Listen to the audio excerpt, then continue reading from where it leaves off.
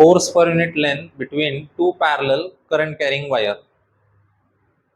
Okay, so I'm considering two parallel wires. Let us suppose that this is first wire, this is second wire. I1 is a current flowing through first wire, I2 is a current flowing through second wire. So magnetic field की direction is given by right hand thumb rule. So for the first wire the current is flowing upward. So in the right side of for this wire, right side of this wire की right side पे magnetic field कैसी है, अंदर है. तो अंदर यानी cross होगा. अब इस वायर की वजह से यहाँ पे मैग्नेटिक फील्ड कैसी होगी, देखो राइट साइड पे अंदर है, अंदर होके ऐसे घूम के बाहर आ रही है ना, बाहर आ रही है. तो यहाँ पे मैग्नेटिक फील्ड कैसी होगी, बाहर की तरफ. अब हम बाहर की तरफ इसका मतलब डायरेक्शन कैसे दिखाएंगे, ऐसे. अंदर की तरफ यानी डायरेक्शन कैसे दिखाएंगे, ऐसे. ये मैग्नेटिक फील्ड किसकी वजह से हुई, फर्स्ट वायर की वजह से, दैट इज B1. और ये मैग्नेटिक फील्ड किसकी वजह से हुई, सेकेंड वायर की वजह से, इसलिए B2. दो वायर के बीच में मैंने डिस्टेंस ले लिया R. आप D भी ले सकते हो, A भी ले सकते हो, as per your choice. So magnetic field at a distance R, magnetic field at a distance R means यहाँ पे magnetic field due to first wire carrying current I1. Okay, magnetic field B1 at a distance R due to wire first. B1 is equal to mu naught I1 divided by 2 pi R. Equation number 1. सही है. So we want to find out force per unit length. तो force per unit length ढूंढने से पहले हमें सबसे पहले force निकालना पड़ेगा. तो ये जो वायर है वो इसके मैग्नेटिक फील्ड में है और ये जो वायर है वो इसके मैग्नेटिक फील्ड में है. So both the wires are in the magnetic field of each other. So they will experience a magnetic force. है ना, मैग्नेटिक फील्ड दोनों की एक साथ इंटरेक्ट करेगी और मैग्नेटिक फोर्स एक्सपीरियंस दोनों वायर करेंगे.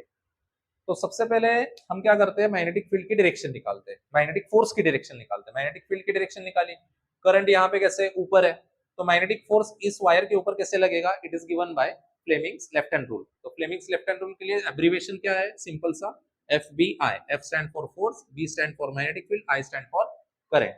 ओके, तो सीक्वेंसली लेना है FBI.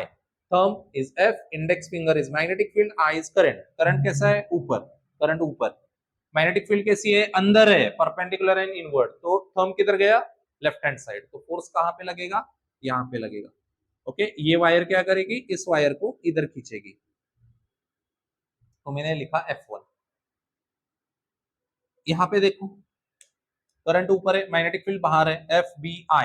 I ऊपर है, मैग्नेटिक फील्ड बाहर है, थंब किधर गया, करेक्ट, इधर. इसको मैंने लिखा F2. तो अगर आप F1 और F2 के डायरेक्शन को देखोगे वो पास बुला रहे हैं, मींस आखिर में वायर कैसी होगी, ऐसी होगी, bend. Okay, due to attractive force. तो दो पैरेलल वायर में करंट अगर सेम डायरेक्शन में जा रहा हो तो क्या होगा, अट्रैक्टिव. और अगर एक करंट ऊपर है एक करंट नीचे है तो उस केस में रिपल्सिव होगा. ठीक है, याद रहे.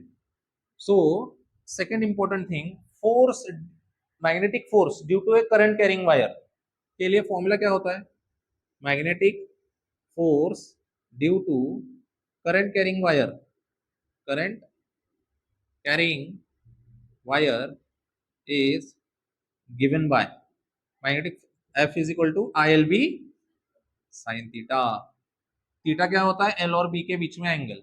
तो L लेंथ और मैग्नेटिक फील्ड में एंगल कैसा है, 90 डिग्री है कि नहीं. तो यहाँ पे क्या होगा, sin 90 इज इक्वल टू 1. तो फोर्स कितना लगेगा, ILB.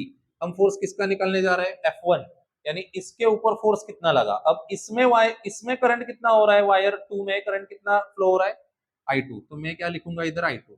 यहाँ पे मैग्नेटिक फील्ड कितनी है, B1 है, तो यहाँ पे लिखा मैंने B1. समझ गए सिंबल्स, कंफ्यूज नहीं होना. सो F1 is equal to I2L. B1 की वैल्यू पता है फ्रॉम इक्वेशन 1. तो mu naught I1 divide by 2 pi R. Region लिख सकते हो फ्रॉम इक्वेशन 1. Any doubt. तो मैंने अच्छे से फॉर्मूला लिखा, mu naught I1 I2L divide by 2 pi R.